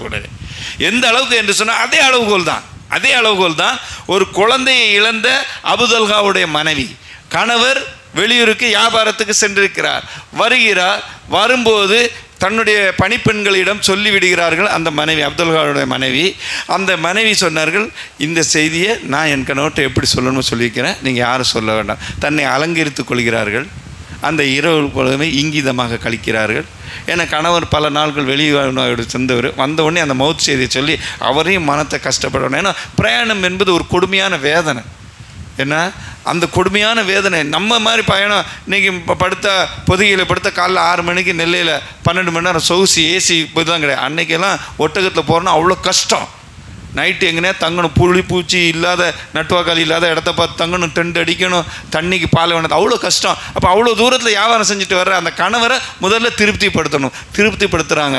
மறுநாள் காலையில் மகனுக்கு உடம்பு சரியில்லாமல் இருந்தது, நான் ஊருக்கு போகும்போது இப்போ எப்படி இருக்குன்னு அவங்களும் இங்கிதமாக பாருங்கள். இந்த மௌத்தை தெரிவிப்பது கூட, போயிட்டாரா என் மௌனா என் மச்சானா நல்லா தானே இருந்தார், அப்படிலாம் பதறலை, பதட்டப்படலை, அவசரப்படலை, அங்கலாய்க்கலை, இங்கிதமான பதில். கணவரே, உங்களிடத்தில் ஒருவர் இரவல் பொருள் தந்தால் அந்த இரவல் பொருளை அவர் திரும்பி கேட்கும்போது நாம் கொடுக்கணுமா, நம்மளே வச்சுக்கலாமா? அது என்ன மோசடியில் திருப்பி கொடுத்து தானே ஆகணும். உங்கள் மகனும் அதுபோல் தான். சுபான், எவ்வளோ இங்கித மௌத்தை இவ்வளோ கண்ணியமாக சொன்னாங்க. அப்போ புரிஞ்சுக்கிட்டாங்க. அப்போ தன்னுடைய மகனை அல்லாஹ் எடுத்துக்கிட்டான். ஏன்னா இந்த நப்சு, இந்த உயிர் என்பது அல்லாஹ் கொடுத்தது தானே. அப்போ அல்லாஹ் எடுத்த காலம் இன்னா லில்லாஹி வ இன்னா இலைஹி ராஜிஊன். எவ்வளோ இங்கிதமான பதில். உடனே அவங்களுக்கு ஒரு திருப்தி இல்லை. புள்ள மையத்தாக கிடக்கிறான், நாம் வீடு கூட்டிட்டோமே, இந்த செய்தியை நபிகிட்ட போய் தெளிவுபடுத்தி கேட்குறாங்க. உடனே நபி ஸல்லல்லாஹு அலைஹி வஸல்லம் சொன்னாங்க, உங்கள் மனைவி செய்தது சரி, அன்று இரவு நீங்கள் இல்லற வாழ்க்கையில் ஈடுபட்டீர்களா? ஆம்னு சொன்னாங்க. யா அல்லாஹ் அதில் பரக்கத் செய்ன்னு சொன்னாங்க. சகோதரர்களே, ஒரே அளவுதான் உம்மு சலமா ரலியல்லாஹு அன்ஹா இன்னொரு பெண் பிறந்துடுறாங்க. உம்மு சலமா பொருந்தி கொண்டு அல்லாஹ்வுடைய ரசூலுடைய சுன்னத்தை அந்த துவாவை கையத்தாக்குறாங்க. யார் கிடைக்கிறாங்க? நபி ஸல்லல்லாஹு அலைஹி வஸல்லம். அதே போன்று இங்கே யார் கிடைக்கிறா? பல மகன்கள் பிறந்தது. அதுக்கப்புறம் வரலாறு சொல்லப்படும் 10க்கும் மேற்பட்ட மகன்கள், அத்தனை பேரும் காஃபில்களாக குர்ஆனை மனனம் செய்தவர்களாக திகழ்ந்தார்கள் என்று பின் வரலாறு சொல்லப்படுகிறது. அப்போ ஒரு சோதனை, ஒரு கஷ்டம், ஒரு நஷ்டம் வரும்போது அதை பொருந்தி கொள்ள வேண்டும், பொறுமையை மேற்கொள்ள வேண்டும், சிறந்ததை கேட்க வேண்டும். அல்லாஹ் அந்த சிறந்ததை தரலன்னு சொன்னால் கூட பிரச்சனை இல்லை, ஏதோ என்னை ஒரு ஹைரை விட்டு இல்லை ஒரு நஷ்டத்தை விட்டு அல்லாஹ் என்னை பாதுகாக்கணும் நம்பிக்கை கொள்ளணும். இதுதான் சோதனையான காலகட்டங்கள். சகாபாக்களும் சகாபிய பெண்மணிகளும் அவங்களுடைய சித்தாந்தத்தை மேற்கொண்டார்கள் சகோதரர்களே. அந்த கொள்கையை வழிவந்தவர்கள் நாம் ஏன் பதட்டப்பட வேண்டும், ஏன் நாம் ஏன் சோதனையை திட்ட வேண்டும் சகோதரர்களே? அப்போ பாருங்க, இன்னும் ஒருபடி மேலே போய் பெத்த மகன் எது 85 வயசு வரைக்கும் குழந்தை இல்லை, அல்லாஹ் குழந்தை பிறக்குன்னு சொல்கிறான். எந்த அளவுக்கு நம்பிக்கை இல்லை யாருக்கு? சாரா அலைஹிஸ்ஸலாத்துக்கு. நான் மலடி, என் கணவர் வயோதிகர், எப்படி குழந்தை? அவங்க அல்லாவுடைய அந்த கலாக்கதிர் மேலே, அல்லாவுடைய அந்த வல்லமை மேலே நம்பிக்கை இழக்கலை, தங்களுடைய உடல் மேலே. சொல்கிறாங்களா இல்லையா, கர்ப்பப்பை வீக்காக இருக்குது, உங்களுக்கு உயிரணு கொஞ்சம் கம்மியாக இருக்குது, குழந்தை பிறக்கிறது கொஞ்சம் கஷ்டம்தான். மருத்துவமும் விஞ்ஞானமும் கருவறையும் என்ன அணுக்களும் கைவிட்ட நிலையில் குழந்தை பிறக்குன்னு சொன்னால் நம்ம நம்புவோமா? ஆனால் இப்ராஹிம் அலைஹிஸ்ஸலாம் நம்பினார்கள். சாரா அலைஹிஸ்ஸலாத்துக்கு குழந்தை கொடுத்தான், ஹாஜர் அலைஹிஸ்ஸலாத்துக்கு குழந்தை கொடுத்தான். 85 வயசுக்கு அப்புறம் குழந்தை கொடுத்து அல்லாஹ் ஒரு கனவை மெய்ப்படுத்த சொல்கிறான். சோதனை சகோதரர்களே, ஈமானுக்கான சோதனை. இதிபித்தலா இப்ராஹிம ரப்பு பி கலிமாத்தி ஃபாத்தமஹுன்ன. நபி இப்ராஹிமுக்கு நாம் சில கலிமாத்துகளை, கட்டளைகளை இட்டு சோதித்தேன். ஏன் பெத்த புள்ள 85 வயசுக்கு மேலே குழந்தை கொடுத்த, யா அல்லாஹ் இவனை போய் அறுக்க சொல்லுது, உனக்கு ஈவு இறக்கம் இல்லையான்லாம் கேட்கல. அல்லாஹ் கட்டளையிட்டான். 85 வயசுக்கு மேல் பிறக்கவே முடியாத குழந்தை, வயதிக தன்மையில் அவ்வளோ மலடி நானும் மலடன் என்கிற அந்த அந்தஸ்தில் இருந்தாலும் குழந்தை கொடுப்பான் என்றால் கொடுத்தான். அதை சோதிக்கின்றான். ஈமானுக்கான சோதனை, கொள்கைக்கான சோதனை. அப்போ அந்த சோதனை ஏற்படும் போது அல்லாஹ்வுடைய கட்டளை கனவுதான், நிஜம் கூட இல்லை. கனவை கூட ஃபர்லாக நினைத்தார்கள். அஸ்ஸலாத்து ஹைரும் மினன் நோம். தூக்கத்தை விட தொழுகை மேலானது என்று சொன்னால் எனக்கு தொழுகையை விட தூக்கம்தான் மேலானது. கனவுல யாரெல்லாமோ வந்துக்கிட்டு இருக்காங்க, சுகமாக இருக்குது. ஆனால் இப்ராஹிம் அலைஹிஸ்ஸலாம் கண்ட கனவை மெய்ப்படுத்த முனைந்தார்கள், அறுக்க துணிந்தார்கள் சகோதரர்களே. எப்படிப்பட்ட வார்த்தை, எப்படிப்பட்ட செயல்! மகன்கிட்ட கேட்குறாங்க, காலையா அபத்தி இன்னி அராஃபில் மனாமி அன்னி அதுபகுக்கு ஃபந்தூரு மாதாத்தரா. சுபஹானல்லாஹ். என் அருமை மகனே, உன்னை நான் அறுத்து பலியிட கண்டேன். உன்னுடைய ஃபந்தூரு மாதாத்தரா, உன்னுடைய ஆலோசனை இபாதத்து தான். ஆனால் பெத்த மகன், அவன்கிட்ட ஒரு அனுமதி. அவங்க என்ன சொன்னாங்க, நம்ம பிள்ளை மாதிரி, அத்தா நீங்கள் நைட்டு தூங்க காலைல பார்த்துக்கலான்னா நைட்டோட நைட்டை கல்லை போட்டு கொண்டு வருவான் நம்மளை. ஆனால் அவர்கள் என்ன சொன்னார்கள்? இஸ்மாயில் அலைஹிஸ்ஸலாம், சதஜுதூனி, என்னை கட்டுப்பட்டவர்களில் ஒருவனாக பார்ப்பீர்கள். அப்போ எப்படிப்பட்ட சோதனை வந்தாலும் தந்தையும் தயாரானார், மகனும் தயாரானார்கள், அறுத்த போனாங்க. அல்லாஹ்வுடைய கட்டளை மிகப்பெரிய சோதனை. இப்ராஹிமே, நீங்கள் உங்கள் கனவை மெய்ப்படுத்தி விட்டீர்கள். மிகப்பெரிய சோதனை சோதனை. அப்போ இங்கே இந்த தொடர்ச்சி அந்த சோதனைகள் எல்லாம் சொல்லி வந்தேன் தெரியுமா? இந்த சோதனை யாருக்கும் நிரந்தரம் கிடையாது. அதை புரிஞ்சுங்க. இறைவனுடைய சுன்னா ஒருத்தனை போட்டு அழுத்துன்னு அல்லாஹ் அழுத்த மாட்டான். கல்லிஃபுல்லா நஃப்ஸ இல்லா உஸாஹா. எந்த ஆத்மாவை அதை சக்திக்கு மீறி அல்லாஹ் சோதிக்க மாட்டான். சோதனை நிரந்தரம் கிடையாது. அல்லாஹ்வே சொல்றான், ஃபஇன்னமல் இஸ்ரி இஸ்ரன் இன்னமல் இஸ்ரி யுஸ்ரா. துன்பத்திற்கு பிறகு இன்பம், கஷ்டத்துடனே லகு. எப்படி வரிசையை கொண்டு வரான் பாருங்க. உம்மு சலமா கணவனை இழந்திருக்கிறாங்க, கஷ்டம்தான், ரொம்ப மன கஷ்டம்தான், துன்பம் தரக்கூடிய செய்தி தான். ஆனால் பொருந்தி கொண்டு பொறுமையை மேற்கொண்டு சிறந்ததை கேட்டார்கள். நபி ஸல்லல்லாஹு அலைஹி வஸல்லம் கிடைத்தார்கள். ஃபஇன்னமல் யுஸ்ரி யுஸ்ரன் இன்னமல் யுஸ்ரி யுஸ்ரா. துன்பத்திற்கு பிறகு ஒரு இன்பம். சுப்ஹானல்லாஹ். மகனை அறுக்க துணிந்தார்கள். கடினமான சோதனை. அல்லாஹ் சொர்க்கத்துடைய ஆட்டை கொடுத்து கபூல் செய்யலையா? அப்போ துன்பம் வரும் சகோதரர்களே, சோதனைகள் வரும். ஆனால் அந்த நேரத்தில் பொறுமையை மேற்கொண்டு பொருந்தி கொண்டு சிறந்ததை கேட்க வேண்டும். சிறந்தது கிடைக்கல, கேட்டுக்கிட்டே இருக்கேன் அல்லாட்ட, என் கடனும் முடிய வேண்டேங்க, கடையில் வியாபாரம் இல்லை, நல்ல பொண்டாட்டி வேணும்னு பார்த்தேன், ஒரே மூக்கு சிந்திர பொண்டாட்டியாக டெய்லி சண்டை காடாக கிடக்கு, மன வாழ்க்கையே திருப்தி இல்லை. அப்படி நம்ம நினைக்கிறோமா? நினச்சது கிடைக்கலையா? அல்லாஹ் ஒரு விஷயத்தை நமக்கு சொல்லி காட்டுறான்.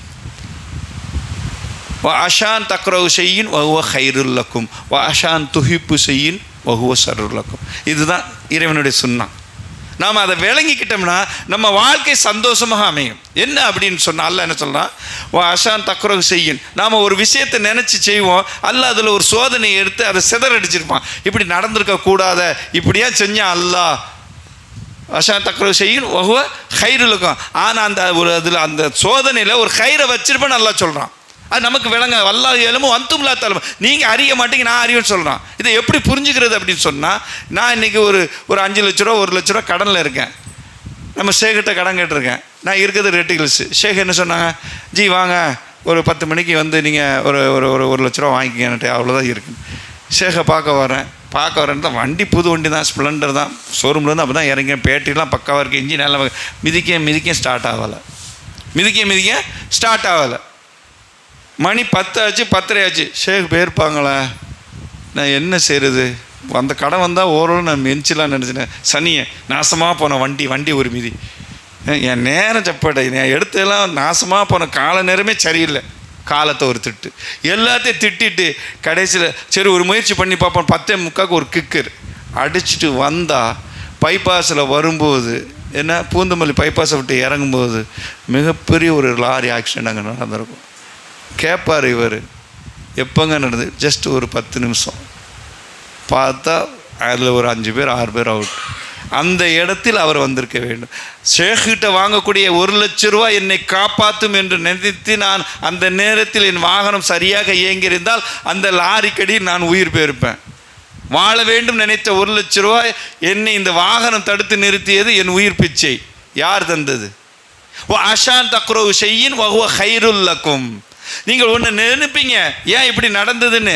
அல்லாஹ் அதில் ஹேரை வச்சிருப்பதாக அல்லாஹ் சொல்லி காட்டுறான். நல்ல டாக்டர் மாப்பிள்ளை சம்பந்தம், புள்ள தகஜத்து தொழுது, என் புள்ள பெத்த புள்ள ஆமீனா ஆயிஷா ரொம்ப தகஜத்து தொழுது தான தர்மம் சதக்காலம் செஞ்சு இந்த சம்பந்தம் கூடணுமே துவா செஞ்சா. யார் கண்ணு பட்டுதோ, எந்த பாவி சொன்னாலோ, நாளைக்கு நிச்சயாத்தங்கும் போது வேண்டான்ட்டாங்க.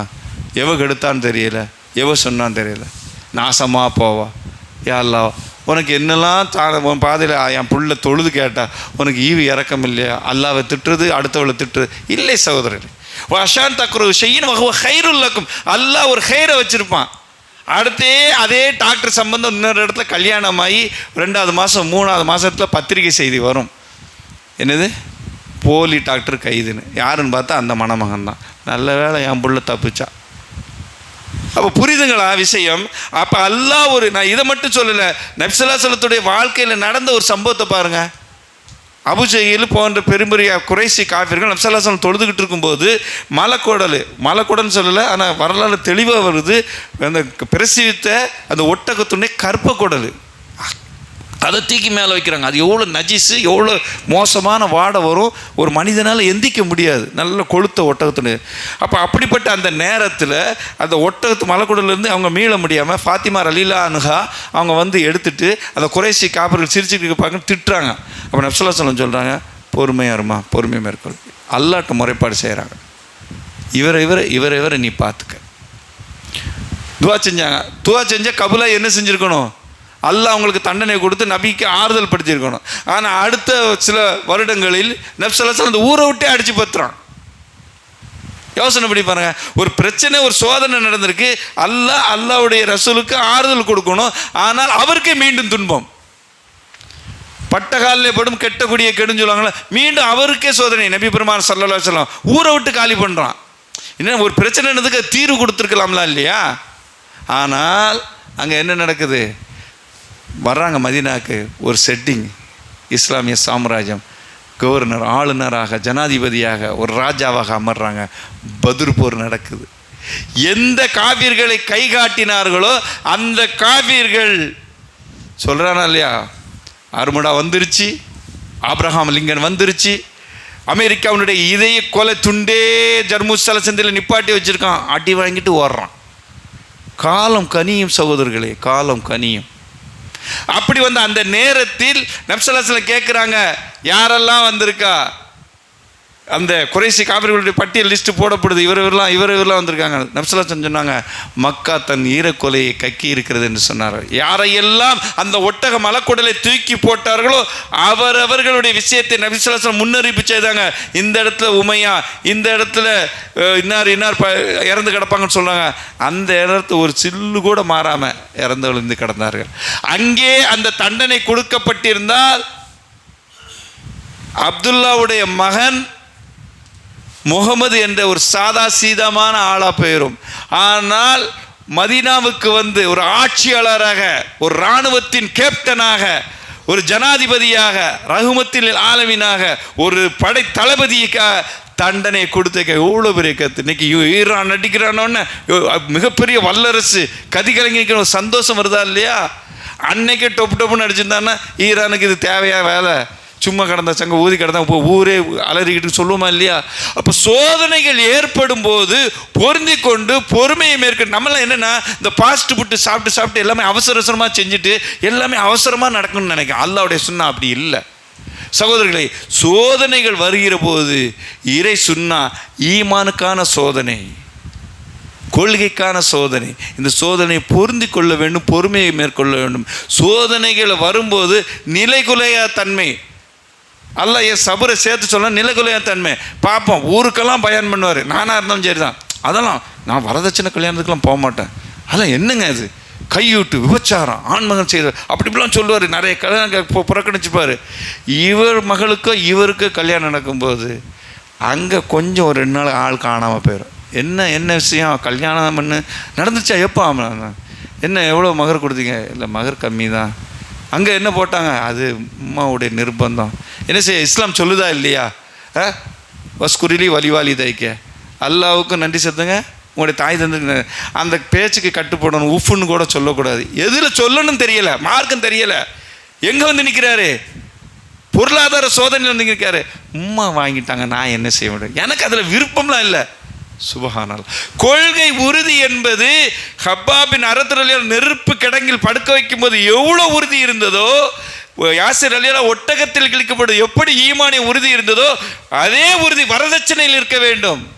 வட்டி இன்னைக்கு பார்க்குறோம். ஜமாத்தில் கேட்டு பார்த்தேன், ஜக்காத்து ஃபண்டு இல்லை, பைத்துல் மால் ஃபண்டு இல்லை. இருக்கிற நண்பர்கிட்ட எல்லாம் கேட்டு பார்த்தேன், கிடைக்கல. என்ன செய்ய? வீட் லோன், ஆட் லோன், மாட் லோன், லோன் அலைஞ்சு எல்லாம் கட்டி எல்லாம் மீறிய வரக்கத்து இருக்காது வட்டியில். நபிஸல்லல்லாஹு அலைஹி வஸல்லம் சபித்த ஒரு வார்த்தை, வட்டி வாங்குபவர் மீது, வட்டி கணக்கை எழுதுபவர் மீது, வட்டிக்கு கொடுங்கன்னு சொல்லி சிபாரிசு எல்லாருக்கும் அல்லாஹ்வுடைய தூதர் சாபமிட்டாங்க.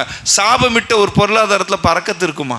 நாம் நினைக்கிற வட்டி வாங்கினவருக்கு மட்டும்தான், வட்டி கொடுத்தவருக்கு மட்டும்தான் தண்டனை. இல்லை, என் ஃப்ரெண்டு தான், மீரான் பை தான், எனக்கு தெரிஞ்சவர் தான். ரொம்ப பெரிய வட்டியெல்லாம் போட்டுறாதீங்க, ஒரு 2 விசா சிபாரிஸ் கணக்கு எவ்வளோப்பா கொடுத்தாரு, 10 லட்ச ரூபா எழுதி வச்சுக்கோப்பா கணக்கு எல்லாம். அப்போ அப்படிப்பட்ட அந்த வட்டியில் பறக்கத்து இருக்குமா? அப்போ ஈமானிய சோதனை வரும்போது யாசிர் ரலியல்லாஹு அன்ஹு அவர்கள் எவ்வளோ உறுதியாக இருந்தார்களோ, அதே மாதிரி பிலால் ரலியல்லாஹு அன்ஹு சுடுமணலில் கடத்தி அவர் வேதனை அனுபவிக்க வேண்டும், நெஞ்சில் கள்ளத்துக்கு வச்சாங்க. நீ என் உடம்ப சில்லியாக உடைய, அகது என்ற வார்த்தையை தவிர வேற ஏதாவது வார்த்தை, இந்த அகது வார்த்தை மட்டும் இல்லை என்று சொன்னால் இதை விட சிறந்த வார்த்தை இருக்கும், அதை உன்னை கோபமூட்டும் என்று சொன்னால் உமையாக்கு சொன்னார் பிலால் ரலியல்லாஹு அன்ஹு, இதை விட சிறந்த வார்த்தை எனக்கு இஸ்லாம் கேட்ட அதையும் சொல்லுவோன்னு சொன்னாங்க. எப்படிங்க?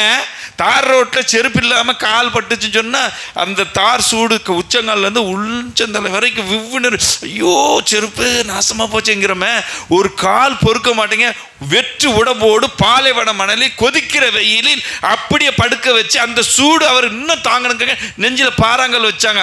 அப்போது விட அகது என்ற வார்த்தை தவிர வேற வார்த்தை வரலை. இதுதான் ஈமானுக்கான சோதனை சஹாபாக்கள் மேற்கொண்டது. அம்மா அழுத்தம் கொடுத்தாங்க, பிலாலுக்கு கல் அழுத்தம் கொடுக்கும்போது அகது வார்த்தை வந்துச்சு, உம்மா அழுத்தம் கொடுத்தாங்க, வரதட்சணை இந்த கையில் வாங்கியாச்சு, நவுதுபில்லாஹ், வட்டி இந்த பக்கம் வாங்கியாச்சு. அப்போ ஈமானுக்கான சோதனைகள் வரும்போது பொறுமையை பொருந்தி கொள்ள வேண்டும், பொறுமையை மேற்கொள்ள வேண்டும், சிறந்ததை கேட்க வேண்டும். சிறந்தது கிடைக்கலன்னா மணமகன் விஷயம் சொன்னா இல்லையா, பைபாஸ் ஆக்சிடென்ட் சொன்னா இல்லையா, அதே போன்று அல்லாஹ் ஏதோ ஒரு கயிறை நாடி இருப்பான், ஏதோ ஒரு சர்ரை விட்டு நம்மளை விளக்குறான். இந்த நம்பிக்கை வைக்க வேண்டும். கடைசியாக இறுதியாக இந்த சோதனையின் மூலம் நாம் சொர்க்கத்தை அடைய வேண்டும் என்று சொன்னார். இந்த சோதனையெல்லாம், ஈமானிய சோதனையெல்லாம் தாங்கிட்டு உறுதியாக இருந்துட்டு அல்லாஹ்விடத்தினுடைய மன்னிப்பையும் கருணையும் பெறவில்லை என்று சொன்னால் அந்த சொர்க்கத்தை அடைய முடியாது. வசாரியு இலா மஃபிரத்தும் மிர் ரப்பிக்கும். அல்லாஹ் சொல்கிறான், விரைந்து வாருங்கள் என்னிடத்தில் பாவ மன்னிப்பை கேட்டு. எதை பெற்றுக்கொள்ளணுமா? இந்த காரு பங்களா வீடு வாசல் இல்லை, வானத்துக்கும் பூமிக்கும் விசாலமான சொர்க்கத்தை பெறுவதற்காக. அப்போ அந்த சொர்க்கத்துக்கு தடையாக இருப்பது நம்முடைய பாவம் சோதனை. ரமலானுடைய இறுதி 10 இரவில் இருந்திருக்கோம். நம்முடைய ஈமானிய சோதனை, நமக்கு ஈமானிய சோதனை. கூட பிறந்த அண்ணன்ட்ட சண்டை போட்டிருப்போம். ஈமானா அண்ணனுடைய அந்த தோரண கெத்தா அவர்கிட்ட போய் நான் மன்னிப்புக்க இல்லை சகோதரர்கள். ஒரு அடியான் மன்னிக்காதவரே அல்லாஹ் மன்னிக்க மாட்டேன். என் அண்ணன்ட்ட பிரச்சனை. ஏன்னா என்னென்ன ரமலானுடைய நாள்ன, பாவம் மன்னிப்புடைய நாள்ன, ஏன்னா ஏதோ தெரியாமல் பேசிட்டேன், மன்னிச்சுக்கண்ணே. இன்னிலேருந்து நம்ம சகோதராக இருப்போம். பெத்த தாயிட்ட பேசாமல் இருக்கக்கூடிய எத்தனையோ சகோதரர்களை பார்க்குறோம். அந்த தாயிட்ட போய் ஆறுதலாக 2 வாரத்தை, ஏமா தெரியாமல் பேசிட்டேன், மார்க்கமெல்லாம் பேசி. தான் வீட்டில் வசதியான இருந்த வீட்டில் தன் தாய் ஏதோ ஒரு ஓரத்தில் வயதிக காலத்தில் உச்சா போயிட்டா, அந்த வீட்டில் ஏதோ ஒரு நச்சு சனியனை உனக்கு பள்ளியாசல மேலே போய் ஏதோ ஒரு அனாதை வீட்டில் படுக்க வேண்டிய திட்டக்கூடிய எத்தனையோ மகன்களை பார்க்குறோம். சகோதரர்களே, 2 மாதங்கள் கருவிலே சுமந்த தாய், அந்த தாய் கையேந்தி விட்டால் ஜுரைஸ் என்ற நல்லடியாருக்கு என்ன கெதி நேர்ந்தது? தாய் கேட்ட கேள்வி. அவர் பெரிய பாவம்லாம் பண்ணிடல, தாயோட கூப்பிட்டு குரலுக்கு பதில் கொடுக்கல. விபச்சாரி முகத்தை தான் சந்திப்பேன்னு ஒரு வார்த்தை தான் சொன்னாங்க. அவர் குடிசை அடித்து உடைக்கப்பட்டு ஒரு ஆட்டிடையனுக்கு பிறந்த குழந்தை விபச்சாரி சொல்லி இவருக்கு தான் பிறந்து சொல்லி அவரை நிர்மூலமாக்குனாங்க. அப்புறம் அந்த குழந்தை பேசி காப்பாற்றுச்சு அல்லாஹ்வுடைய உதவி. அப்போ ஒரு தாயை நம்ம எவ்வளோ கண்ணியப்படுத்தணும். அம்மாட்ட போய் நம்ம மரியாதை இழந்து கேட்குறதுல ஒரு தப்பு இல்லையே சவர்களே. பெத்த வாப்பாட்ட, அத்தா நான் ஏதாவது தப்பு செஞ்சுருந்தேன், பாவம் செஞ்சேன். உற்றார் உறவினர்கிட்ட ஒரு ஒரு ஒரு ஒரு திருமண அழைப்புதலில் பேர் போடலையாம், அதுக்கு 1000 காலம் சண்டை. இன்னும் சில நேரங்கள் வருத்தமாக இருக்குது, நேரத்துடைய அருமைக்கறி சொல்ல வேண்டியிருக்கு. அல்ஹாஜின்னு போடலை, பேரை மட்டும் போட்டிருக்க. அல்லாஹ் அக்பர். அப்போ இப்படிப்பட்ட சின்ன சின்ன காரியங்களுக்கு உறவை துண்டிச்சிருக்கோமே. நபிஸல்லா சொன்னாங்க, லா யதுகுல் ஜன்னத் இல்லா ஹாத்தின். உறவை முறித்திருப்பேன்னு சொல்ல முடியாது. சொர்க்கம் போவோம், கடுகளும் அவருடைய ஈமான் இருந்தாலும் சொர்க்கம் போவோம், அதில் மாற்றுக்கிறது. தரஜா குறைதா இல்லையா? உறவை துண்டிச்சுட்டு ஒரு நாள் எப்படி இப்போ ரமலானுடைய மாதத்தில் இருக்கிறோம் சொல்லுகிறது. அல்லாஹ் ஒரு வசனத்தை சொல்லலாம், அந்த வசனத்தை சொல்லி முடிக்கிறேன். அம்மாமன் தக்குலத்து மவாசீனு ஃபீஷத்து ராதியா. எவருடைய நன்மை எடை கணத்திருக்கின்றதோ அவர் சொர்க்கபதியில் இருப்பார். அம்மாமன் ஹஃபத் மவாசீனு உம்முஹு ஹாவியா. எவருடைய நன்மையடை ஹஃபீஃபாக இருக்கோ அவர் நரகத்தில் நவுதுபில் அல்லாஹ் பாதார். அப்போ நம்ம டன்னு கணக்கில் நன்மையை செஞ்சு நாளை மறுமையில் அல்லா இடத்துல போய் நிற்கும் போது நப்சல்லா சொன்னாங்க, மன்கான முப்லிஸ்னால் யார் தெரியுமான்னு கேட்டாங்க. நம்ம என்ன சொல்லுவோம்? டாலரு, திருகம், ரூபாய், தினார் இல்லாத வந்தான். அதே தான் சகாபாக்கள் சொன்னாங்க, இல்லை சொர்க்கவாசிக்கு நன்மாரை கூறக்கூட டன் கணக்கில் நன்மையை செஞ்சு வச்சுட்டு அங்கே வந்து நிற்பார். இவரால் பாதிக்கப்பட்ட மக்கள், ஜமாத்காரங்க, நிர்வாகிகள், உறுப்பினர்கள், தெற்காரர்கள், அண்டை வீட்டுக்காரர்கள், மாமன், மச்சான், அண்ணன், தம்பி, தாய், தங்கை, அண்ணன் எல்லாரும் நிற்பாங்க. சொல்வார்கள் அவர்கள், யா அல்லாஹ் என்ன இந்த நேரத்தில் புறம் பேசினான், அப்படியா உனக்கு எதுவும் ஈடு இல்லையா? இங்கே உள்ள நன்மை தூக்கி அங்கே உள்ள தீமை தூக்கி இங்கே. யா அல்லாஹ் என் வீடு கட்டும்போது பொதுச்சுவரில் 2 அடி விட்டு எடுத்து கட்டிட்டான், நான் எவ்வளோ பேசி பார்த்தேன், தரல, அமானித மோசடிச்சுட்டேன், அப்படியா அந்த நன்மை. இப்படி அவனால் பாதிக்கப்பட்ட எல்லாருக்கும் அந்த நன்மையை கொடுத்து டன்னு கணக்கில் தூக்கிட்டு வந்து, நம்ம பாசையில் சொன்னாங்க, நம்ம சில வேறு பாசையில் சொல்கிறாங்க, டன்னு கணக்கில் தூக்கிட்டு வந்து சொர்க்கவாசிங்கிற அந்த நிலைமையில் நிற்கும்போது பாவங்கள் எல்லாம் இங்கே தூக்கிப்பட்டு இவன் நன்மையெல்லாம் அங்கே இழந்து மீதமும் மக்கள் இருப்பார்கள், இவனால் பாதிக்கப்பட்ட மக்கள். அப்போது வேறு வழி இல்லை, எல்லாருடைய தீமை இங்கே தூக்கி போட்டு அவங்கெல்லாம் சொர்க்கம், எவர் நன்மையை டன்னு கணக்கில் தூக்கிட்டு வந்து சொர்க்கம் போவாருங்கிற நிலைமையில் வந்தப்போ அவர் நரகவாசியாக, அவர் தான் முப்லிஸ்ன்னு சொன்னான். அப்போ அந்த நிலைமையை நாம் அடைஞ்சிடக்கூடாது. நபிஸல்லா ஸல்லல்லாஹு என்னை முன்பின் பாவங்கள் மன்னிக்கப்பட்ட நபி மரணத்துக்கு 3 தினங்களுக்கு முன்பதாக என்னை பழித்து கொள்ளுங்கள் என் சபையில் வந்து சொன்னாங்க. அவங்களுக்கு என்னங்க இருக்குது? சகாபாக்கிட்ட சொன்னாங்க, என்னை பழித்துக்களுங்க, ஏதாவது நான் உங்களுக்கு அநீதம் ஏதோ ஒரு தவறு செஞ்சுதா நான் உங்கள்கிட்ட மன்னிப்பு கேட்குறேன்னு சொல்கிறேன். எப்படிப்பட்ட நபி? காருண்ய நபி. சொர்க்கத்தில் முதலாக கதவை தட்டி அவங்க தான் நுழைவாங்க.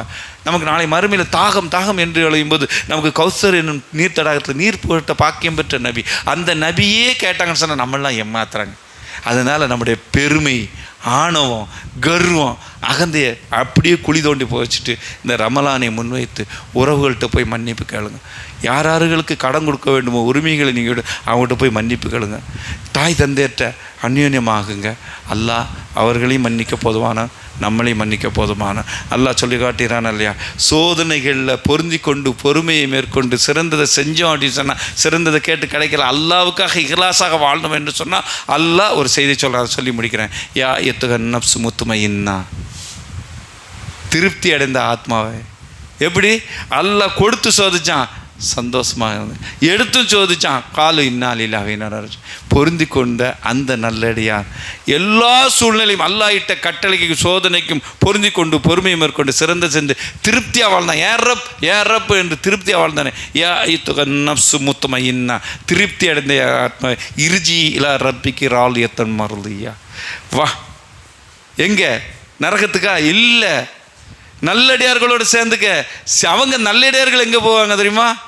ஜன்னத்துக்கு. அந்த சொர்க்கத்துக்கு பிரவேசிக்கக்கூடிய நல்லடியாரா வா என்று நம்மளை ரூஹை கைப்பற்றுவார்கள் மலக்குமார்கள். அந்த கூட்டத்தில் வல்ல ரப்புல் ஆலமீன் சொல்கிற என்னையும் கேட்குற உங்களையும் சேர்த்தருள் புரிவானாக. வாஹர் தவானா அல்ஹம்துலில்லாஹி ரப்பில் ஆலமீன். அஸ்ஸலாமு அலைக்கும் வரஹ்மத்துல்லாஹி வபரகாத்துஹு.